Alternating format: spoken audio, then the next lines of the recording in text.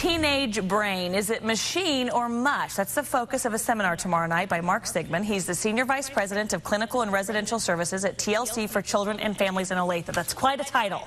Yeah. His class is meant to help parents better understand about teenage brain development, and that is key, you say, to really being prepared for whatever life has to offer. So talk about the biology of the brain and what teens go through a little bit. Well, I think that, first of all, chance favors the prepared mind. Okay. And so if parents are prepared for this, they're not going to freak out and think my child's been abducted by aliens. Well, I don't know. Okay, really, what they're going through it's typical, and it's part of a really interesting and fabulous growth process in which the wiring diagrams of the brain become richer and fuller and actually more efficient, helping folks to think better and think clearer. And so you say, just understanding that as a parent, that what's happening is this natural progression of brain development. All teenagers have been abducted by aliens. Absolutely.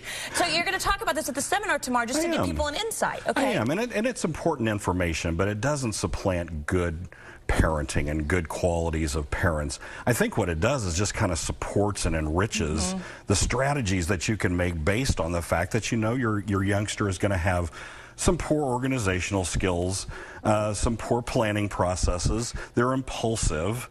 And, the most important thing is they have a little bit of a deficit in the ability to have future thought. And that's to think about consequences. We often think they're fearless, and a lot of teenagers are risk-taking.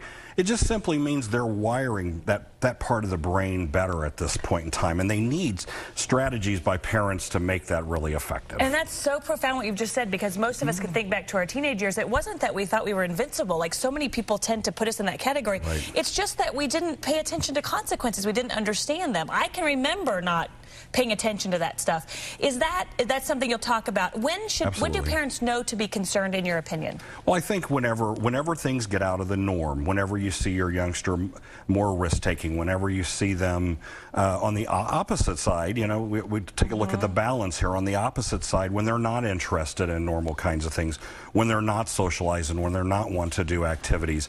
On the other hand, if you have your youngster that wants to ride 190 miles an hour down 35 on one of those Suzuki rock, I've seen them. Then you need to be concerned. But I think that it's how you handle that, and if you know about the brain processes, you're going to handle that differently. I would say that's the key, because you can almost do more damage as a parent, like overreacting or responding a certain way, than you do by not being involved. Yeah, the dangers with parenting is always in overreacting too much or underreacting too much. That is the challenge. Absolutely. As a parent. Absolutely. So I said to you, there are some people out there that are watching that don't have teenage children. They've got younger children and maybe are trying to set the stage for that good relationship with teens.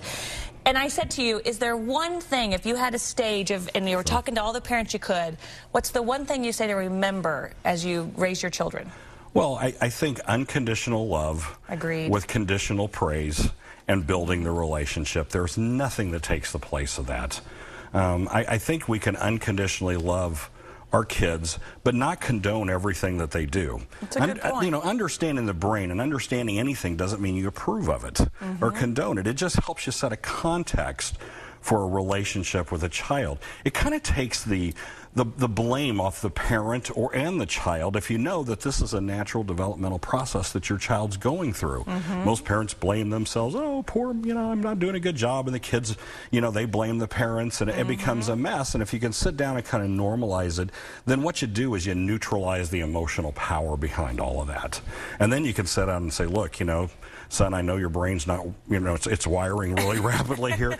And things like, I was talking about Jace, the young man that's coming on in Memphis, the scout. The scout. I was watching him, and he looks like he's already organizing information pretty well now, but he's a scout, and scouting is a great example of one of the activities that parents can put their children in, where they can go through those developmental tasks with the assistance of an adult. That's the key. And assistance of an adult that maybe is not the parent too, because sometimes those relationships are so strong.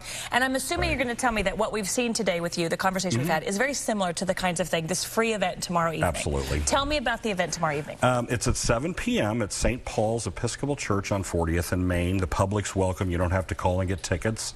and you'll hear some more of this. And you're with TLC for for children and families. TLC for children and families. Yes. And so this is something they provide to the community with you? Sure. Yeah. Okay. Absolutely. Well, there you go. You can go tomorrow. It's free. You never know. It can't hurt what you learn, right? You walk away with a little bit of knowledge.